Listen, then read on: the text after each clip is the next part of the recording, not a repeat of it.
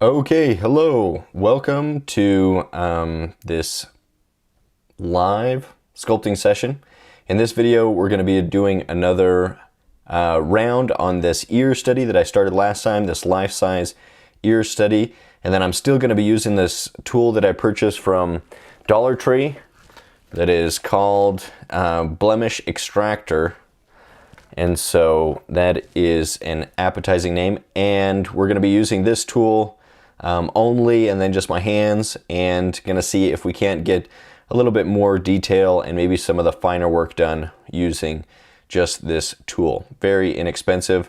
The clay I'll be using is Chavant Medium NSP, and then I'm just doing these live streams to raise awareness for the portrait sculpting course that's on pre-sale right now. And so if you like figure sculpting, if you like portraiture and you want to learn how to sculpt the portrait in clay, then you might like that course. And so it's for pre-sale 20% off if you use discount code face sculpt, discount code face sculpt for 20% off. And it's over at proco.com/portrait sculpt.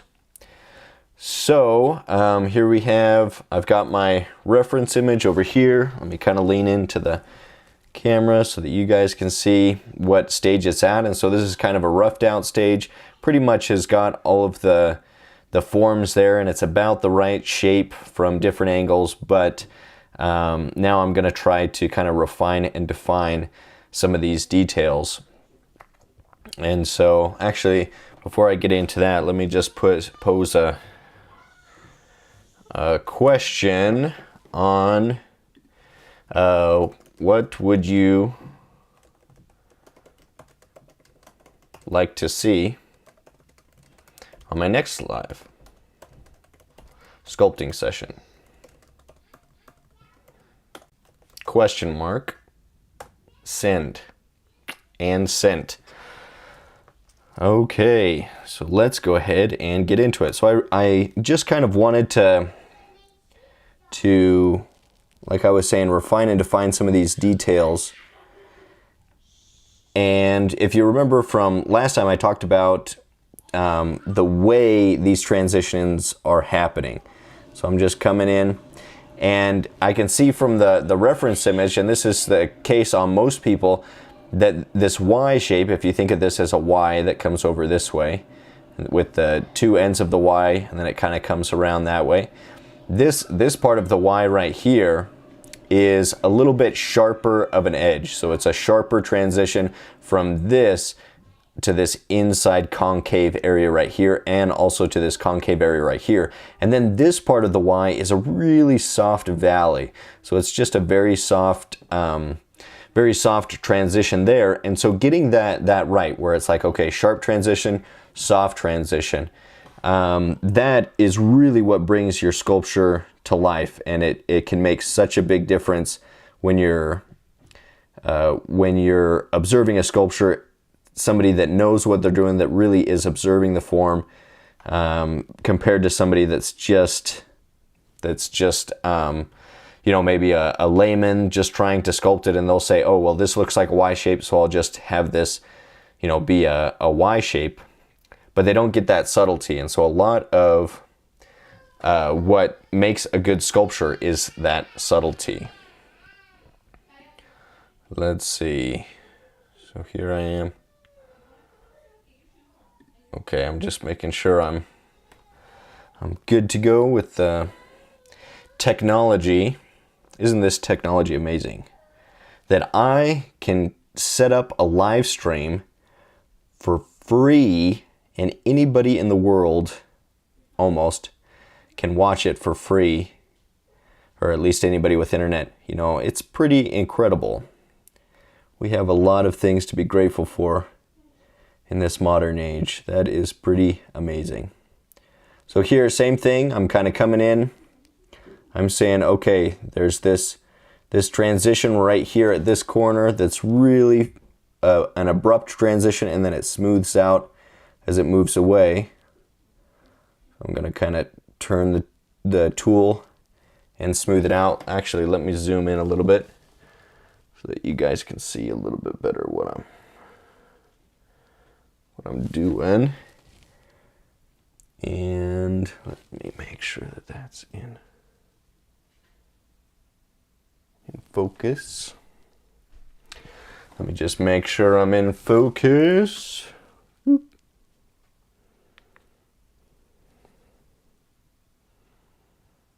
Okay, that's looking good.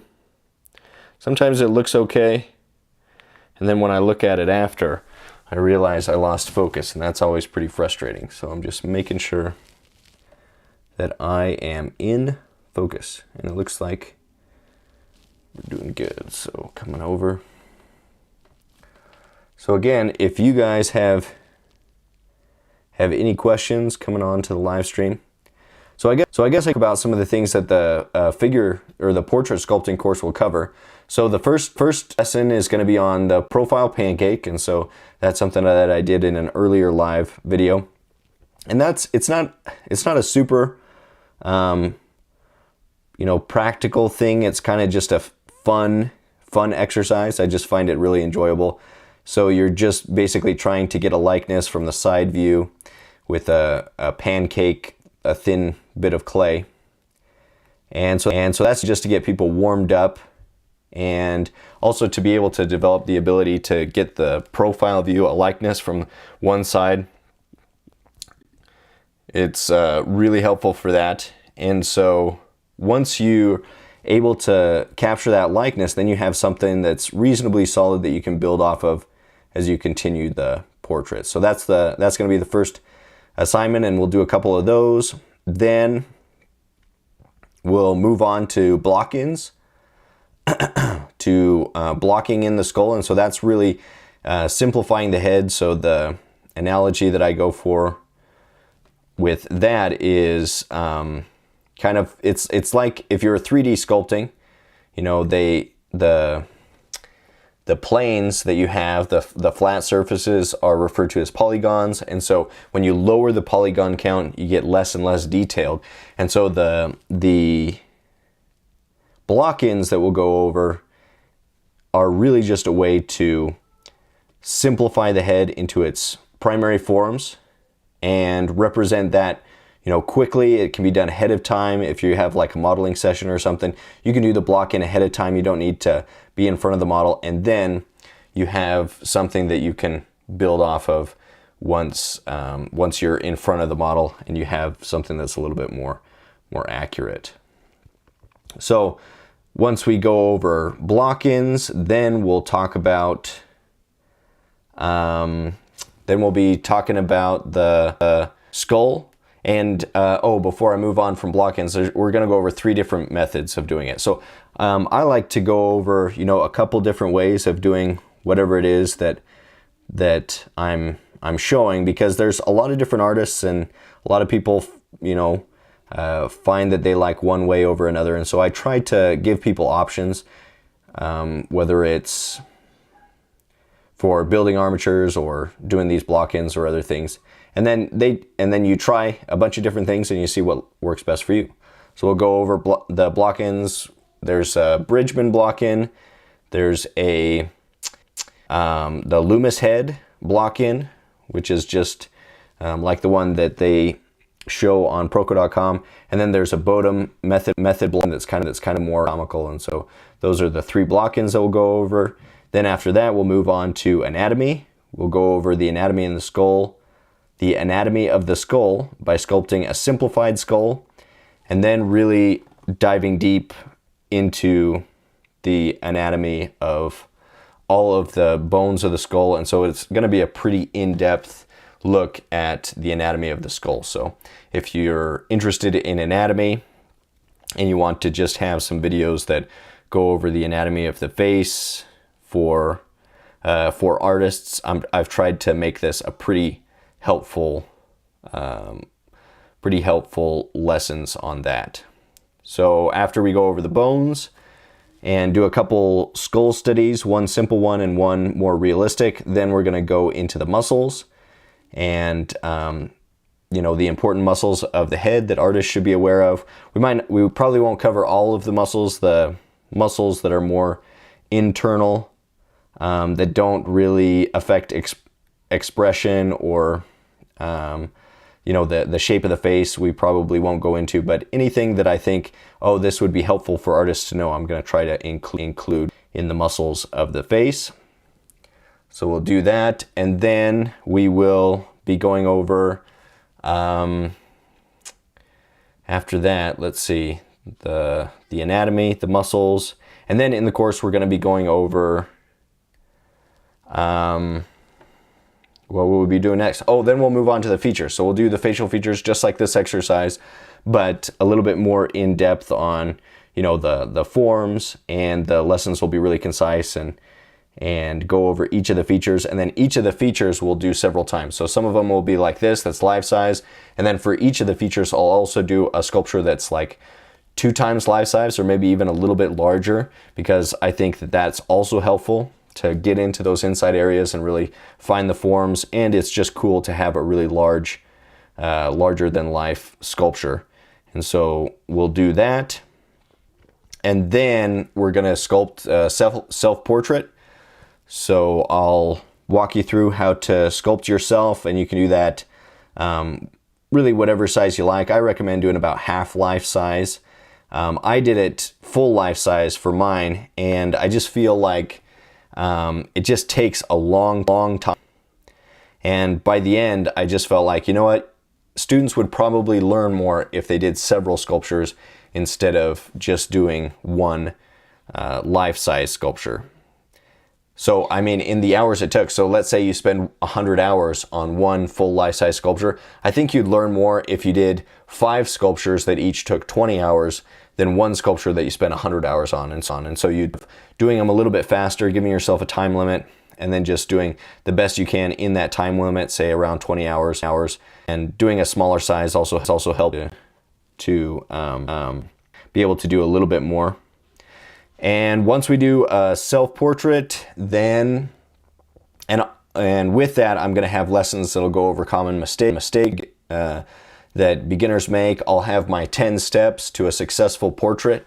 And so those are steps that you can apply to whatever type of sculpture you're doing. And those will talk about things like, you know, taking references if you have to work from photos, building the armature, building the block in, you know, building out the silhouette, checking it from all around, checking your sculpture, all of those things. It'll cover in the 10 steps that you can use. And if you're interested in knowing what's going to be in the course, over to proko.com/portrait sculpt, and you can download a free assignment, basically assignment document, and that'll have everything that you need to know to about the course, everything that I'll be going over in the course, all of the assignments, and you could even do some of the assignments ahead of time, and then watch the videos from the course, apply the principles, and see if you have improved just by learning those principles. And so that's something that I think that I'd encourage anybody to do, is you can go and get started with those assignments right away. Let's see, we've got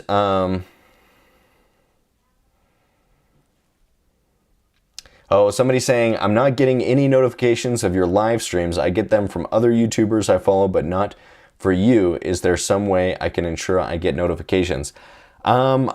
You know, I don't know. And I hear issues with that all the time. So I really don't know what to say. I guess they say the notification bell, make sure that that's pushed so that there's notifications for my channel if you're subscribed. But honestly, I don't know how they decide what notifications they get and what they don't, because the same thing happens with me where I have people that I follow, and then sometimes it says, oh, this person's going live, and sometimes it just doesn't tell me anything. And so yeah, I don't know what to tell you, but maybe I need to be better at getting the word out, and I'm not sure how to do that either. And so if anybody has any information on how to make sure that people are aware when I go live, and I probably just need to get a schedule so that, you know, I just have a time that people can expect that I'll be live during this time. But for now, I'm just trying to do it as much as I can in the evenings. But appreciate it. I appreciate anybody that comes and watches the live videos, and then anybody that comes out and watches this after the fact. And so hopefully it is helpful.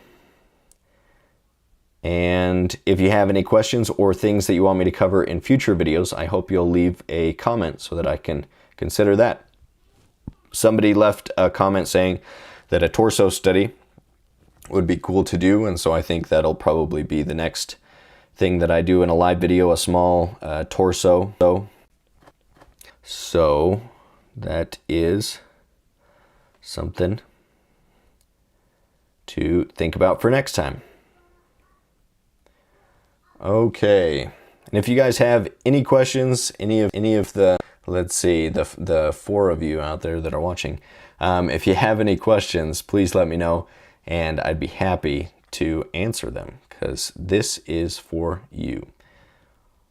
So let's see. So here you can see I'm just kind of working all around the ear, trying to pay a little bit more attention to these transitions. So maybe I'll come in, and this tool, it's actually not bad. I'm kind of warming up to it. I was not a big fan because of this little bend in the loop tool. Just kind of, it was weird. But this one, I'm doing better.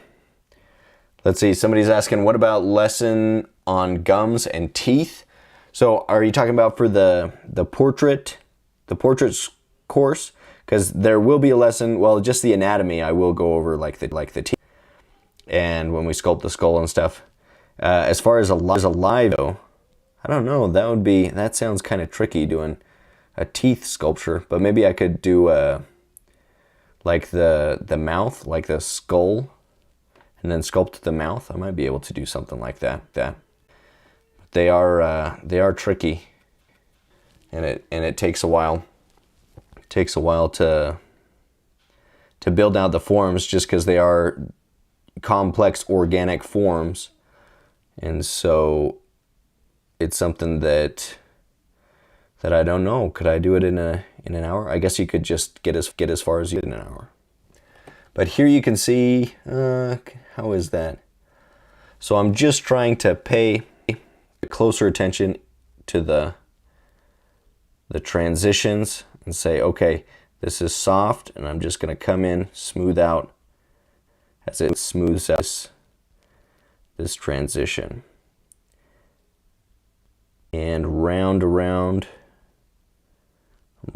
out that transition so that it looks a little bit better. You can still see the tool marks pretty clearly, but it's looking a little bit better now.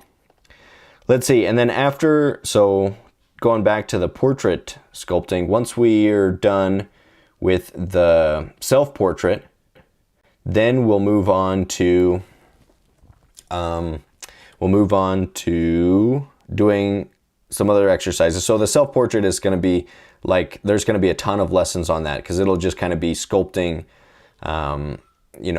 beginner mistakes. We'll go over the 10 steps to a successful portrait. So that's going to be kind of the main assignment for the course, is doing a really thorough self-portrait, even if it doesn't take too long, and then you move on to the next one.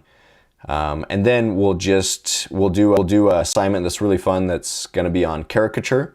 And so we'll take what Court Jones teaches in his course. He has a course on drawing caricature, but we're just going to take those principles and then apply them to sculpture. So I almost wish if this end was just flat, so it didn't have a loop, it was just a flat piece of metal that was this shape exactly, so just this hole wasn't there, and it was just a flat piece of metal, then I would think that this tool is worth 10 times what I paid for it. But because with that flat tool, I could come in with little pieces of clay. I can kind of scoop pieces of clay and them in and add it with, if it was flat. But because it has that loop there, it doesn't allow me to do it as easy. So if there was that flat tool, I could do a whole sculpture with this. So if it was just a flat surface, that would be almost perfect. But you know, for $1.25 plus tax, it was a good deal. It was a good deal. Okay, so I'm gonna take a little piece of clay, and even though it's gonna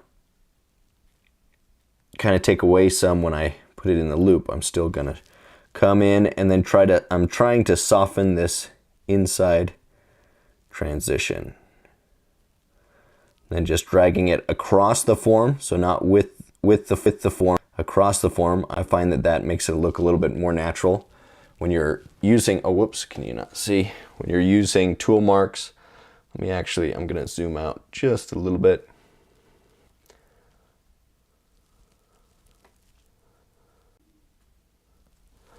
Just because sometimes I go off camera and then I forget to look while I'm stuck working in on the details.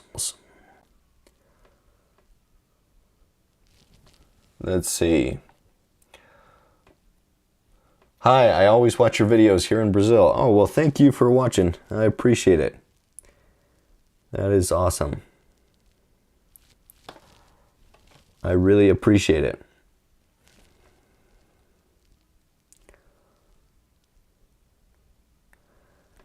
In Brazil, didn't I hear something about, there was something on the news in Brazil, on one of the podcasts that I listened to. Oh, I think that they did was it Brazil? Maybe it wasn't Brazil. I don't know if I want to say, but I heard about that they were building a Christ sculpture, like one of the largest sculptures of Jesus Christ.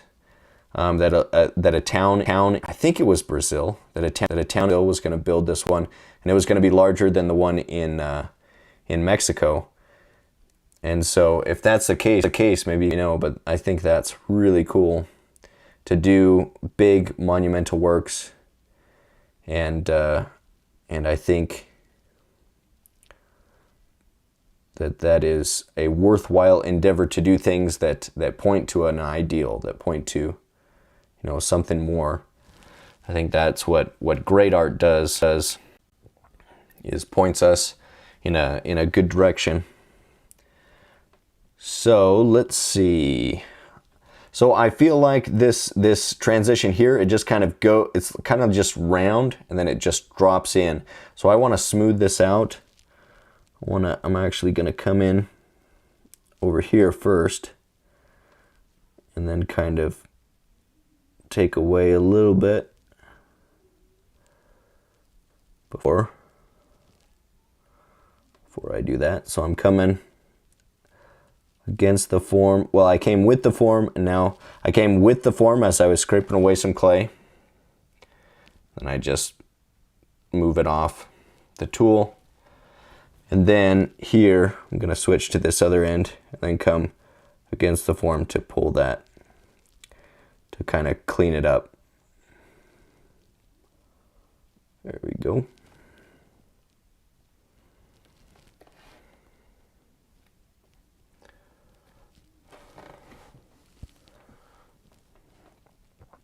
Yeah, how does that look? Okay, so now I'm going to continue what I was doing in filling in this area to make this a little bit softer. In fact, I'm going to scrape away a little bit here. I usually go here, I'm going with the form first, and then to clip, I'll come against the form. And then I might do, you know, tool marks in different directions, because I think that makes it look a little bit better.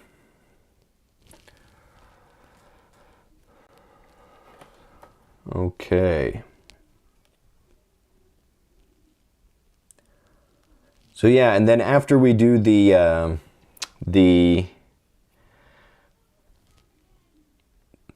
what is it called? The character. Then we'll do some other assignments. You know, I'll have you pick some other people to sculpt, to do. You could do friends or members or celebrities, and we'll just do a few more sculptures. Oh, I forgot, there's also a lesson on simplification. So we'll take the features of the face and we'll simplify it so that you basically kind of, it's almost as if you're looking at something really blurred and you can't see the details. So that's kind of the idea behind it, is to focus on the secondary forms, and that's a really fun assignment. And it's kind of fun to abstract the face in that way. I found that I find it really enjoyable to abstract something in a way that that makes it look good is difficult. And so if you can do it, if you can abstract something well, that is a great skill in sculpting. Because a lot of sculpting is just simplifying what you're doing into a simpler form that's easier for your brain to understand and represent in clay. And so, for example, when I was first doing this, I was like, okay, I'm just going to do the outside section of ear, this outside kind of question mark shape or C shape right here. I'm just going to put that in and try to get it about the right shape. So maybe just kind of like a slice of apple or orange, and not worry about any of this inside information. And then once I had that down, I said, okay, I can put this Y shape in, and I can lay that in just one piece of clay at a time. And then I can come in and put this bump on the other side that makes kind of this U shape. And then once I get all of those things in place, I can look at it from different angles. And so it's really a process of just breaking things down into smaller tasks that are easier to manage. It's like all of portrait sculpting.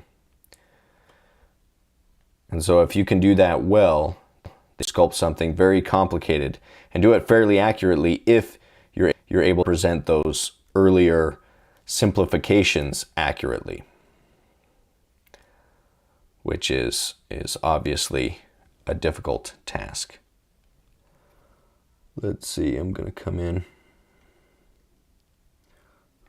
and smooth out some of this stuff as well. It's on the back.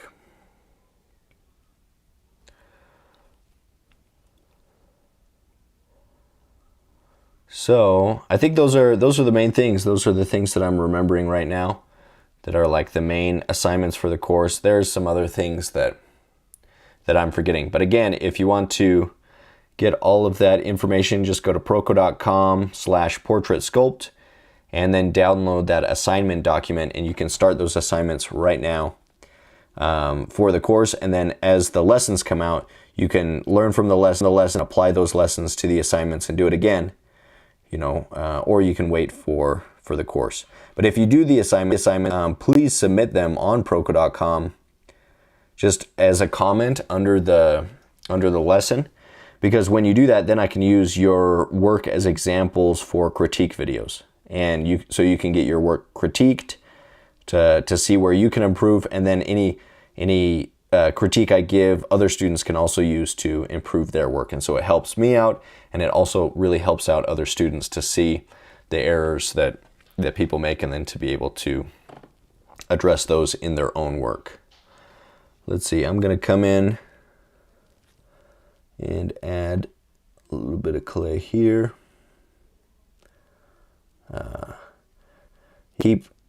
If this was just a flat piece, I guess it wouldn't be very effective as the blemish remover if it was just a flat piece of metal here. But it would be such a better sculpting tool. It would be so nice. Let's see, can you see? Come over here. Because I'm in here. I'm like getting really close.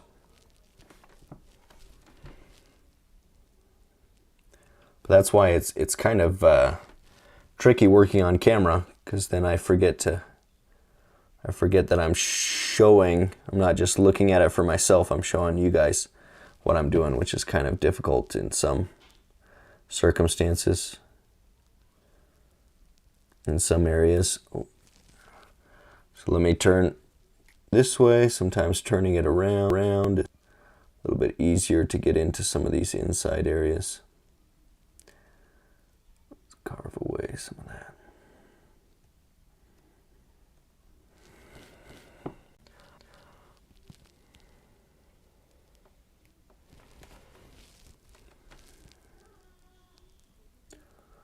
And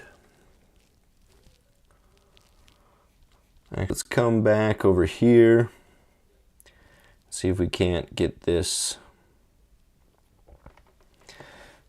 ear or this transition here a little bit more clarified. I like what's happening right here. That's looking much better. Let's smooth that out.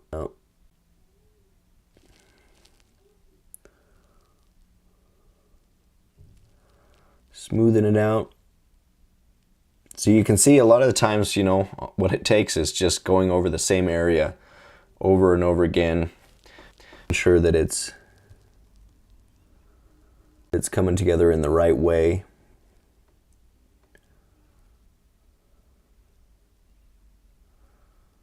And then kind of changing up directions, coming at it from different directions, smoothing it out.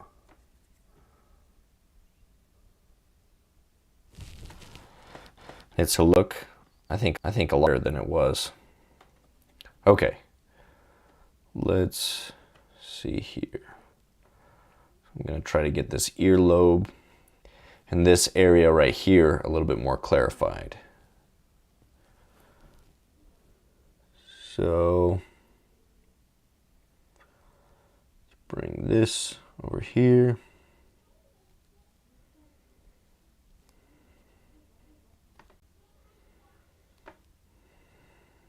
And another one right here.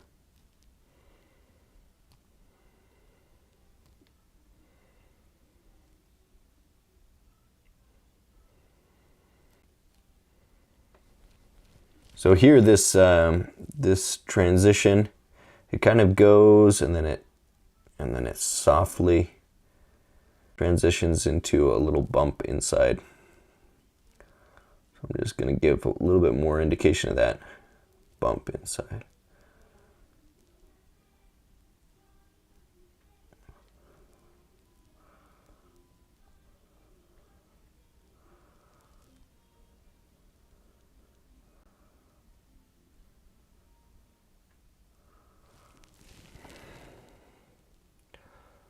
So I don't know if you can see what's going on in there.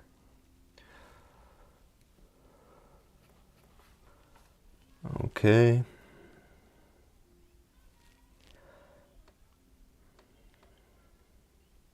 Yeah, and somebody was saying that I don't have like music or anything. Maybe I should do music. But I figure if you guys want to listen to music, you can listen. You might not like the music I like. Or I guess I could just put like classical or something. That's kind of artistic music.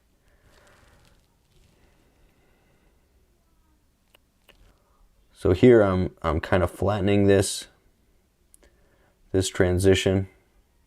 I keep saying I'm going to work over here, and then I see other things that I want to work on first. So that's kind of what happens in sculpting.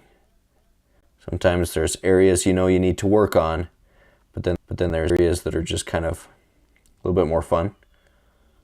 Even when sculpting the ear, which doesn't seem particularly fun, but it can be.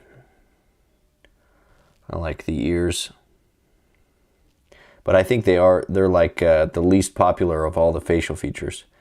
You know, there's the eyes first. Everybody wants to get the eyes right, but the ears are so weird. You can sculpt an ear a little bit off, and people really won't notice. But you sculpt the eyes wrong, and there's no forgiveness for you. So gotta get the eyes, and yeah, that makes sense, because that's where your focus goes when you're looking at people or looking at sculptures. Focus goes to the eyes first. So let's see, and I'm gonna add some more.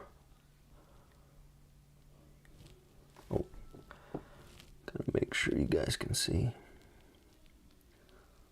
So I'm just trying to smooth out. I just felt like this inside transition was a little abrupt.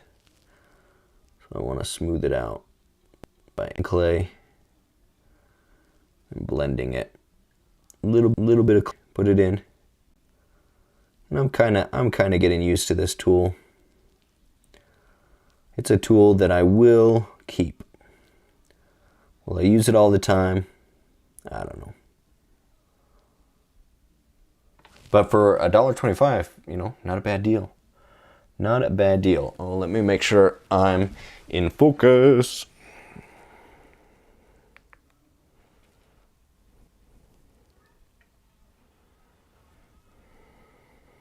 There we go. Looking better. Okay.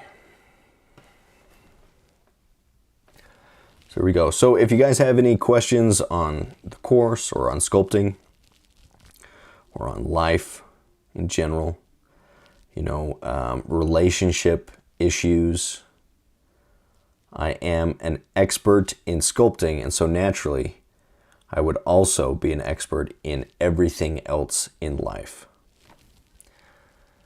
So feel free to ask. And coming around a lot softer now. So here, I don't know if you can see, but I can see that that's looking a lot better with that transition, or at least a lot more accurate to what I'm seeing in the reference images. And then there's a dip right here. Let's pull that. So I'm working on that inside, coming across the form, and just coming around a couple times, just like that.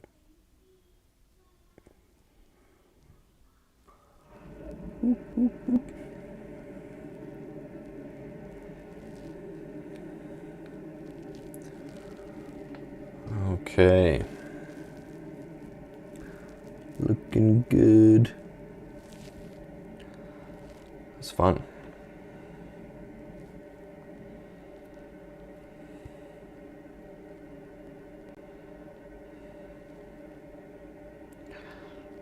Let's see. So, I'm looking from the reference, it looks like I've made this form a little bit too large compared to the reference. Somebody might have ears with that, so I could leave it. You know, people aren't going to be looking at the reference, but just for this particular ear, I'm going to move that, the size of that form a little bit.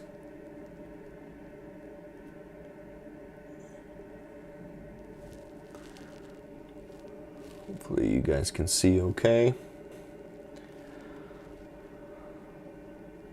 And usually I'm just, if I'm working on something like this, you know, I'm watching The Office or listening to a podcast, I'm just sitting on the couch. I can move this around. I can have, you know, my reference images on my phone, and then just sculpt something this. And it's just kind of a relaxing thing to do.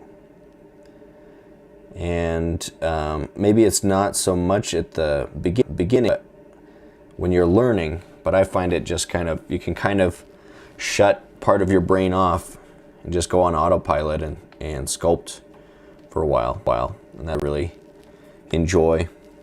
It's just a way to take a break from everything else and do something creative. And they were saying, I was listening to something on the radio that was talking about creative, like doing creative things. And they were saying that the benefits, you know, the increased, like it makes you feel better when you're creating stuff. Your mood gets better, fight depression and things like that. and the benefits come to everybody regardless of your level. And so when you're doing something creative and making something, doing something artistic, then you get the benefits regardless of whether you're a world-class artist or just doing it for those benefits. And so that's something to be aware of. I think everybody should have kind of some type of creative outlet. Though not all people are creative. Like for me, if I'm not doing something creative and something like new and creative. So I like doing new things, whether it's new hobbies or just new ways of doing art. So for example, like I was working a lot in stone, but now I've kind of moved to doing more of the subtractive sculpture in clay because I'm teaching the courses, and it's easier to get into clay sculpting than stone sculpting. So those types of things,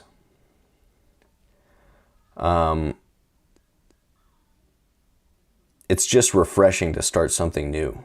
So I really enjoy. But then I find that I get burnt out with projects. So I like doing new stuff, but then I get burnt out and I'm not the best. Or something that I have to consciously work on is being better at finishing projects, and I'm getting better at it. You know, finishing strong. I love starting new projects, but finishing can be very difficult. I get like 85, 90% of the way, and then I'm just like, enough of this. Let's move to something else. I don't know if anybody else is that way. Or we got people that are really strong at finishing, but then they don't want to start new things. I think that's probably less common. But I'm kind of a sprinter. That's when high school was sprinting. So just going short bursts, that's kind of how my brain works.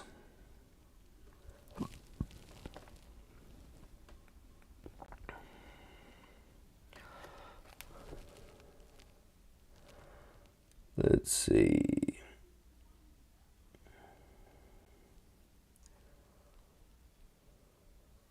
So I'd also like to try to add more videos on my YouTube channel, and I think that'll be like live videos like this, but then also maybe I'll try to do more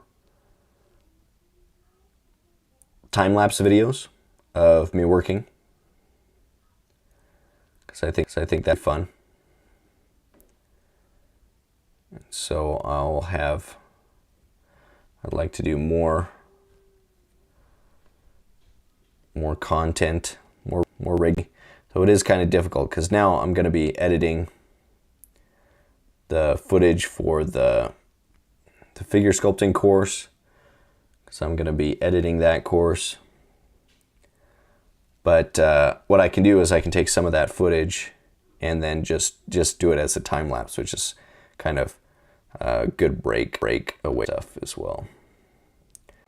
Just watching somebody sculpt as a time lapse, I think, is really enjoyable.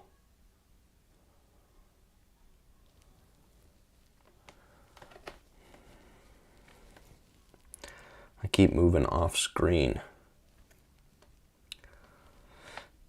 I need to have like a little buzzer that goes off every time I go off screen. Maybe I'll just try to stay. Maybe I'll move it up just a little bit.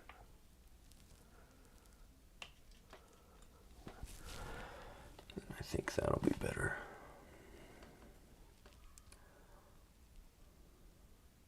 Take a little bit of clay, add it to the form, and spread it around.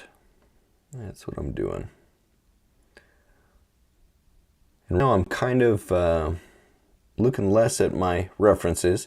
Probably should make sure I'm not getting too far from the reference. But now I'm just kind of thinking about the texture. And it does get to a point where you you say, well, what would make your sculpture? And so, especially if you've had some experience, you don't have to stick doggedly to the reference. You can kind of be a little bit more selective in what you choose to show, what you choose to minimize when you're sculpting. But for beginners, I usually recommend, try to see how close you can get to the actual reference, because it is kind of just it's a humbling experience, because it just shows you don't know as much as you think you know. You think oh, I know what an ear looks like. Like, I could identify an ear if I saw one, and so I could probably also sculpt one or draw one. But that's really not how our brains work. There's just so much information. Unless we put in the mental effort to really study something for hours and hours, then we don't really understand what's going on. We have in our brain a simplified version of everything that works good enough for most purposes. And that's all we need, is something that works good enough for most purposes. But when you're an artist, there has to be more to it. You have to study more than other people, because even the layman, the person that hasn't studied, they can see when something's off. Understand that something's off. They might not be able to say exactly what's off or how to fix it, but it's pretty easy. Even a child can look at something and say, that doesn't look right. I was doing a sculpture of an ear sculpture, so this one, but twice, like 2.5 life size, so bigger than twice life size. And I was doing it of my daughter's ear, and then my son, who's 2, comes up and he wants to look at it, and I say, hey, look, I'm sculpting Amanda's ear. And he just looks at it and he goes, too big. Oh, that's funny.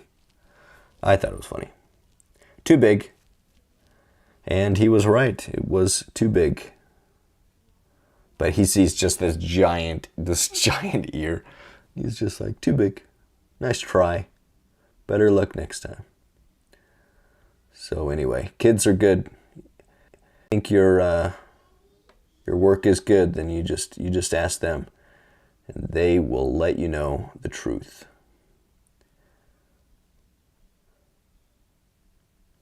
But then also, putting my self-portrait up on Instagram, and then I was still working on it, and it was frustrating, but I was like, just kind of post it, and then somebody posts, but it doesn't look like you. And I'm like, damn it, they're right. Because I knew they were right. And then I think, so that was kind of like, that was maybe, midway in the project, but I was really struggling with the likeness. And so I think I've got it to where it's better. It's not a perfect sculpture. It's not a perfect likeness, but it's way better than it was. And I think it would not be as good as it is now if that person hadn't commented, doesn't look like you. They said, pero no te parece. They said it in Spanish. So add. But it wasn't lost in the translation. I got the message. Pero no te parece.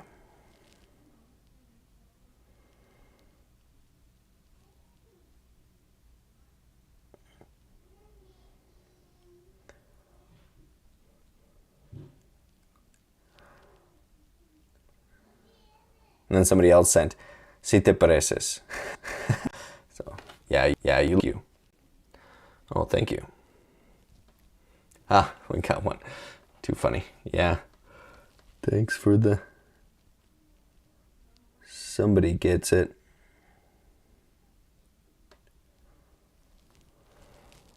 Let's see.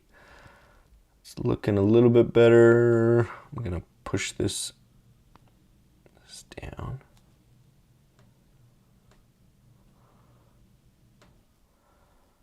Kind of comes down like that.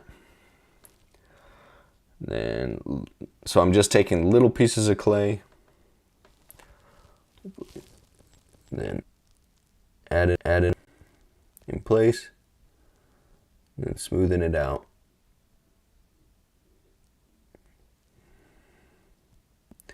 So with the form and against the form. And then there's also a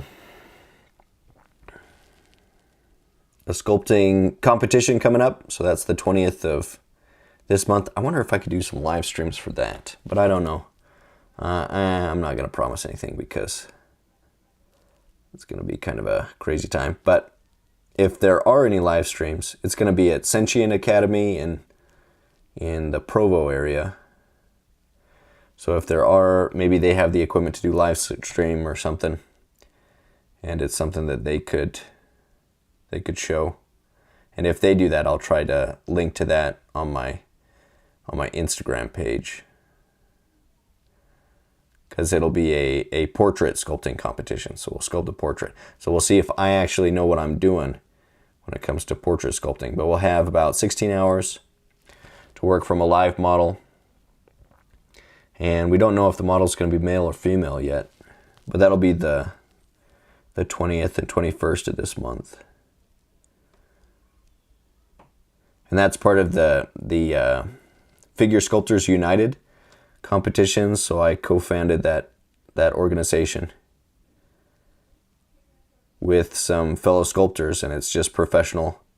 So far, it's just professional sculptors that come together every 6 months, and we do a competition, friendly competition. And it's been really fun. I really enjoyed the competition. And I haven't won yet. There's some really talented people. I've had a few things where I was like, okay, when we did the model, I was like, okay, mine looks the most like the model. And so I was like, I'm gonna win this competition. That's what I thought. And then the judge comes, and we leave, so we don't get to see the judging process or anything. But then he comes back and lets us know that, and we left the model with him. So we left the model using, so that he could the model to judge the competition. And then we come back in and he's like, you know what? I decided not to look at the model. I just wanted to look at the sculptures. And so then I was just like, okay, I didn't win. Yep, I didn't win. So, but he didn't even, I was so frustrated because I was like, if he just would have put the model up there, he would have seen like why I made some of the decisions I made. And he would have seen that mine, like the face, it looked the most like the model. And the model came up to me afterwards and he's like, yeah, yours looks the most like me. And so I was like, yeah. But, you know, I'm one of the youngest sculptors. Other sculptors have been working for years and decades. And so it is a great opportunity to learn from a bunch of different people.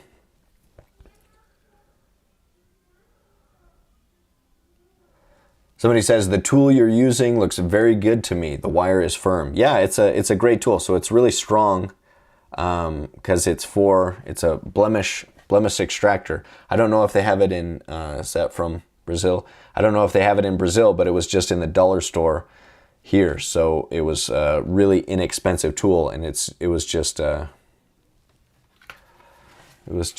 let's see. So that's what it was. And I don't know how you pronounce, is that even, that doesn't look like, well, that's not Spanish. I don't know what that is,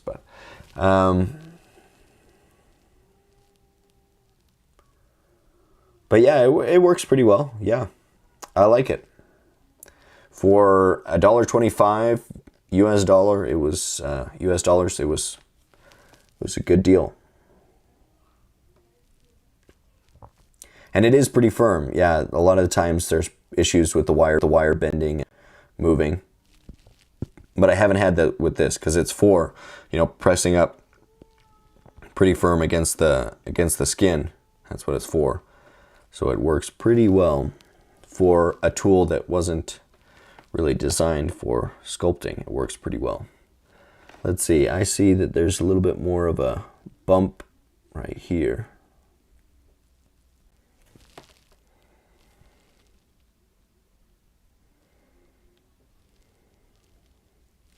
A little bit more of a bump, or I should, the bump transitions a little bit more abruptly here.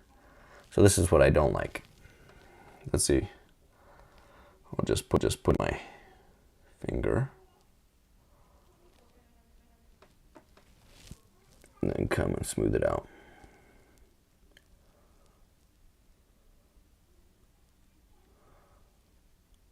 But yeah, it was just in the makeup aisle of the dollar store. So a pretty good deal. Pretty good deal. Let's see.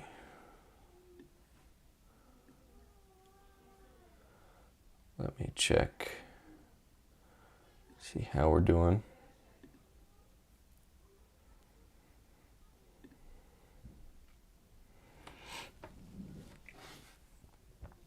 Just checking to see how we're doing on everything. Looks good.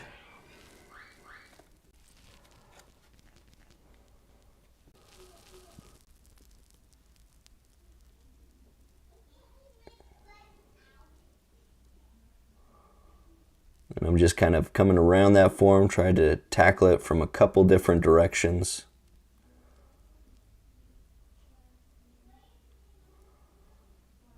There we go.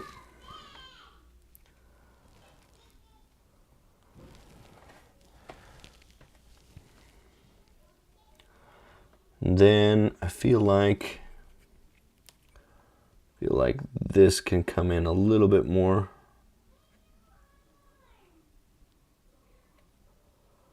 This separation here.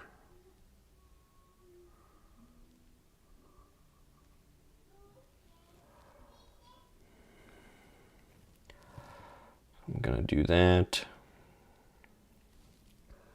Still a little bit more.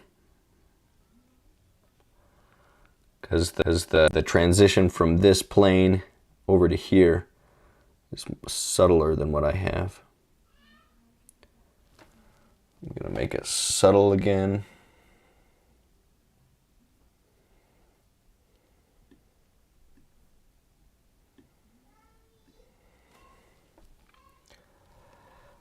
Says, hi, it's me again. How much is your course in Mexican pesos? I no lo sé. I don't know. I don't know what it is. I'd have to Google it. Googlealo.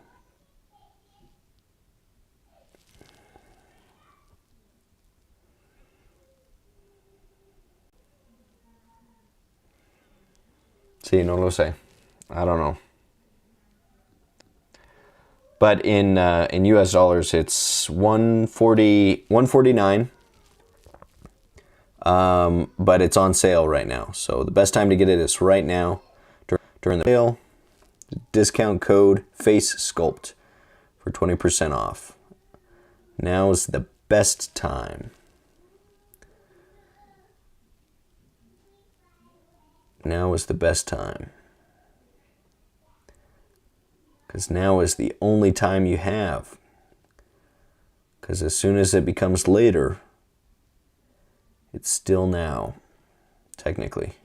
I mean, technically speaking. It's like it's always today. It's never tomorrow. Because tomorrow is always one day away. I'm just kind of coming in, trying to change the angle of this form. Be smoothing it out a little bit more. Smoothing out this transition. Coming over the form. several times. And you know, the first couple times the tool marks are going to be really abrupt, and then you just kind of lighten up as you're working. Do a lighter and lighter touch.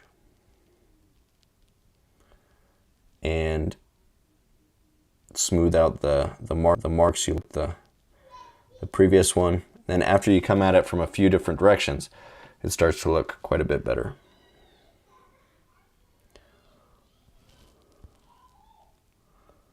But yeah, maybe what I could do is, as the course gets going, maybe I'll schedule a week where I do live streams where I can do the assignment that we're working on currently with the course. We'll see, maybe I could do something like that. So that I can do the assignments with you guys.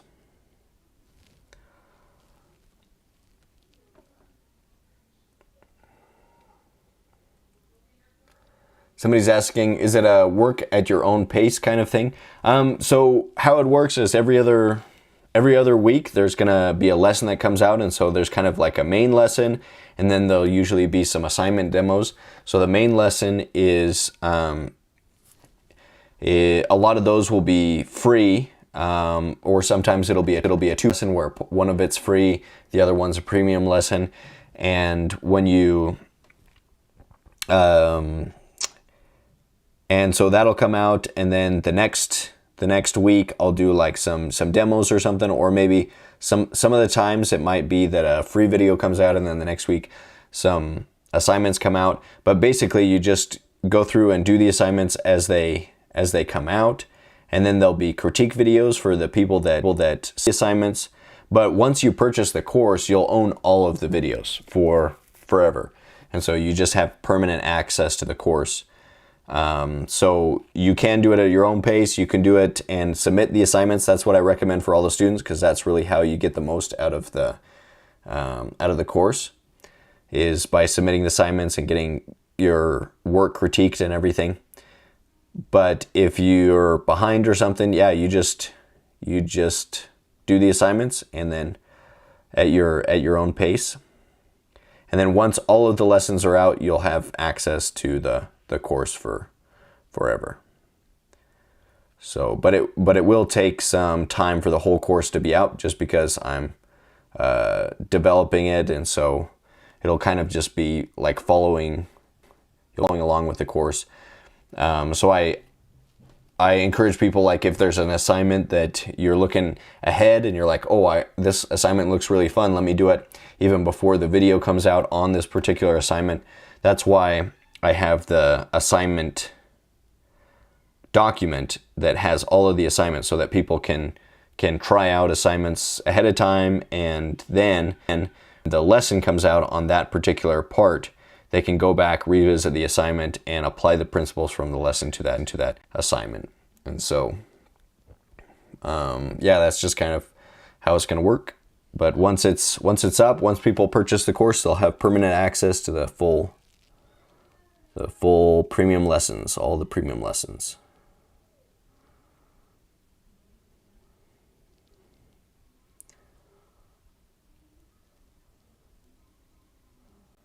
So it's a pretty good deal. I purchased somebody else's sculpting course just to like see what else was on the market, and it was like $300, or it was $250 or something, $250 US.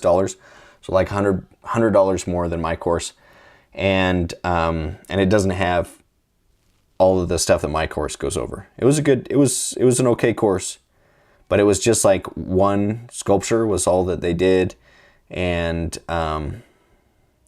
it didn't go in as much depth would have liked for the course that was, you know, $250, $260. So my course is a better deal, I think, and it should help anybody that's wanting to learn portraiture. And even if I'm not perfect at portraiture, so I don't claim to be the best portrait sculptor in the world, but I'm learning, and the principles that I go over are classic principles. So these are the things that the masters have done for years, and decades, and so it's learning from the sculptors of the past, you know, other professional sculptors that I've worked with. So the principles are sound, even if I don't represent those principles perfectly in my own work. You know, I make mistakes in my own work. I'm not above that. But the course is, the principles are sound, and if you do the assignments in the course, if you follow along and actually sculpt the assignments, you'd be surprised how fast you can improve and get better and learn how to represent the head, which is, it's the most difficult thing. So there's I don't think there's anything in art more difficult than sculpting a good, well done portrait of somebody. And if somebody thinks that there's something that's more difficult, I'd be curious as that is. But I think that if you want to learn portrait sculpting, you've pretty much chosen the most difficult artistic endeavor that you can try.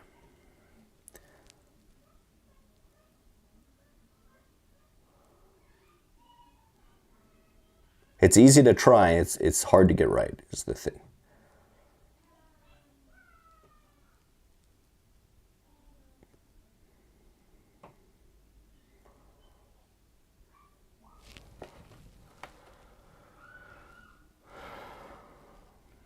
Let's see. Trying to decide how I feel. We're coming up on an hour. How are we doing?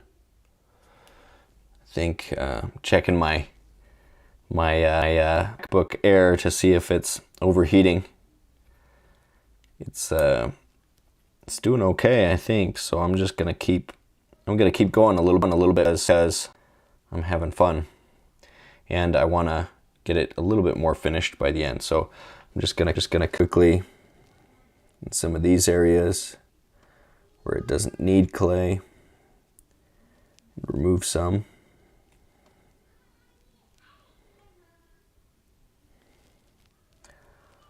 Try to get this kind of cone shape on the back of the ear. I'm just gonna scoop away some clay.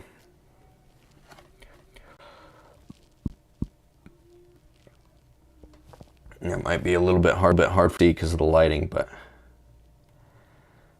you'll just have to guess what I'm doing. Well, here, I'll show you. Okay, you can see better there. So I'm just coming through, scraping away to get this cone shape a little bit better.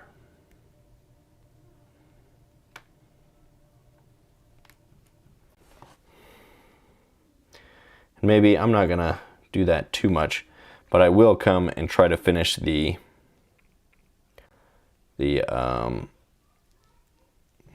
maybe this part of the ear here.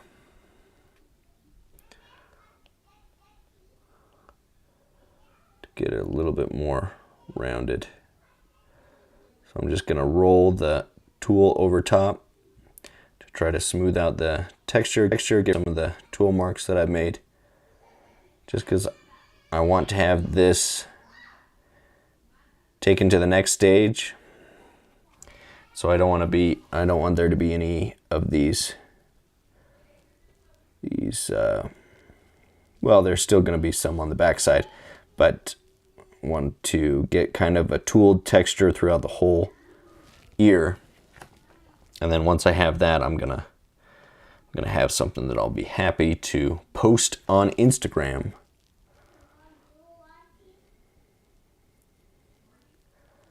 And advertise for my next live. So dragging across the surface.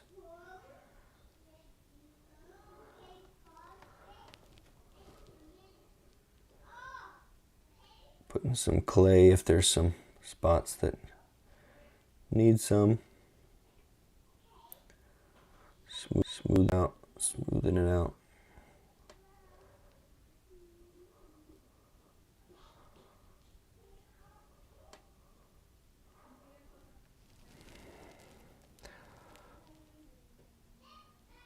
I don't know if you can see, but I think it's looking quite a bit better than when I started.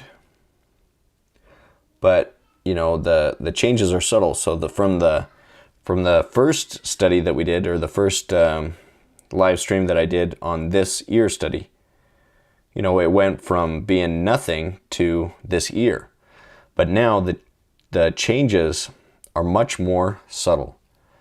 So the changes between that and what I have right now, you know, I'm just moving things around just a little bit, but that's enough to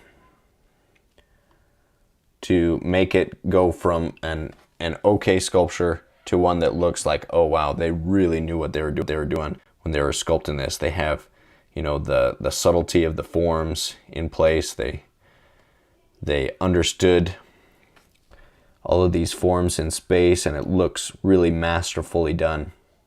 And a lot of the times the difference between something that's just okay, and something that's just wow, you know, sometimes the difference is just the hours of work sculpting. And then also just hours of practice on other sculptures. So not every sculpture I do becomes a finished work that I want to cast. But every sculpture I do is a lesson. It teaches me something. And I get just a little bit better each time. Even when I feel like I'm worse, you know, I learn just as much as my bad sculptures from the ones.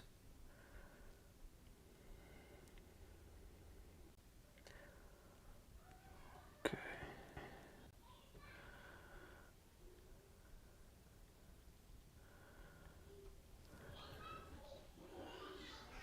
I'm just dragging this tool across to try to get tool marks so that when I take a picture, it looks, you know, lightly tooled everywhere. There's not too many fingerprints or anything like that. And this is kind of the texture that I like for the finished. It's not like super detailed, but it's decent. And I won't finish the back of this ear too much, but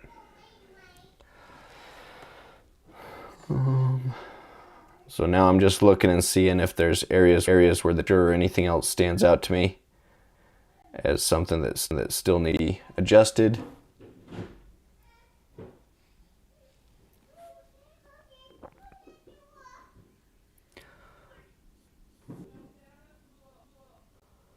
And I'm just going to come in, clean up if there is anything that stands out.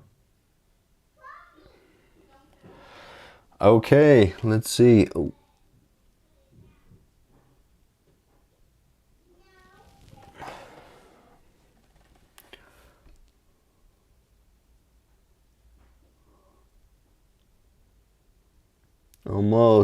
Almost there. It's coming along. Have you ever just given up on a sculpture? I have not yet, but I've been very close. Do you think it's better to just push through? So found, and this was true even with my stone sculpting. So stone, you know, you can't put anything back. But what I found is that even when I'm doing a stone sculpture, well, this was with abstract sculptures, and so I had a design, I had a maquette that I did, but it was abstract. So it wasn't like I was going for a realistic sculpture. But I'd find that there were times in almost every sculpture where I felt like, you know what, this isn't gonna work out. I don't see how I'm gonna fix this. I've made a mistake that just goes a little bit too far. And so there was that feeling with almost every stone sculpture where there was something that I was so frustrated with that I wanted to quit. But I found, and I did quit on some of them, like some of them I just, like they're still unfinished, I haven't gone back to them. But I did find that if I push past that stage of just being so frustrated and just keep going and finish the sculpture, that I could always get to a point where I was like, okay, I'm happy with this. It looks okay. So Should you quit on a project? Well, so like I said, I think that you'll learn more if the purpose of the sculpture is to learn. I think you'll learn more doing five, doing five portrait sculptures that are a little bit smaller in size, 20 hours each, like working 20 hours each on 5 sculptures, so 100 hours total. You'll learn more from that than if you had 100 hours on one sculpture. I think the repetition, doing different faces, doing different features multiple times, I think there's something to be said of set a time limit that you're gonna do each stage of the process. Actually go through this in the lessons. I suggest, and in the document, the assignment document, I say, if I was going to put this sculpture into hours, this is how I would do it. Spend this much time on this part and this much time on that part. So, so I would just go and follow that through, and then when the time's up, you're done.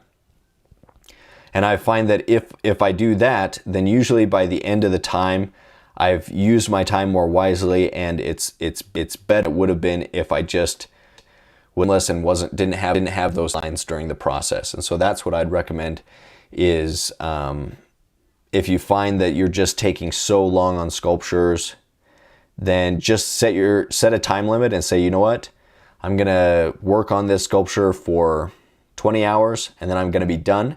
So it has to be finished on that time, and then just set benchmarks that you have to reach if you're gonna finish it in that time. And then just when you finish the step, just move on. And if you didn't finish all the way that you wanted, you can make those adjustments later on in the process. But purpose is learning. That's probably what I'd recommend doing. Question. Thank you. I appreciate the questions. Okay. Alrighty. Let me see.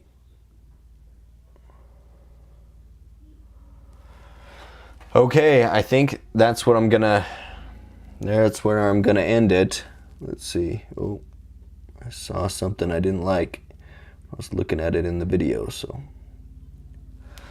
that's about where it's at. A little bit better than what it was before.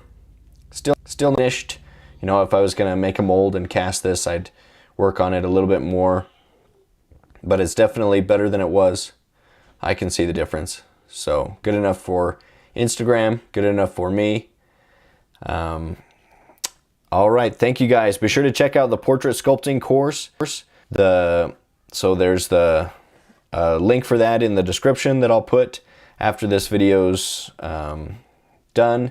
And then also just Instagram, you can find me at Andrew Joseph Keith, and in my bio, you can click to get all my links. But if you're interested in figure sculpting and portrait sculpting, I'll have links to all of those resources. The portrait sculpting course should be awesome for anybody wanting to learn how to do stuff like this in a little bit more detail. And the lessons are really well made and well structured. And so I'm really excited for the course. It is a lot cheaper than me getting my BFA in sculpture. And so it's a good deal. So, and you'll learn more than I learned getting my BFA. I promise you that. So thank you guys. Thanks for watching. If you're watching this later, comment if you'd like to see something in the future, something that you'd like me to see do live, and I will see you around.